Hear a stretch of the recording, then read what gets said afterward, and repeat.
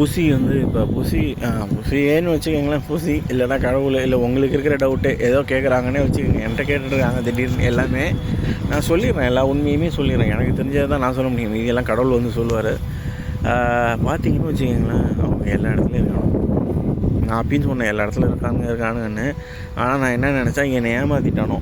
நான் வந்து இந்த டேரக்டர்ஸு, அப்புறம் வந்து இந்த ஆக்டரு, அப்புறம் வந்து இந்த மியூசிக் டைரக்டரு, இந்த இவனுங்கெல்லாம், அப்புறம் வந்து அந்த சைடு ஆக்டர்ஸு, இவனுங்களுமே எல்லாருமே கே தான். பார்த்தீங்கனாலே உங்களுக்கே தெரியும். இப்போ விஜய் சேதுபதி வந்து ஒரு பழைய படத்தில் நடிச்சிருப்பார். ஏதோ ஒரு படத்தில் இதில் தனுஷோட அந்த ஒரு அது என்ன படத்தோட பேரை மறக்கடிச்சிட்டானுங்க. அது பேர் என்னது,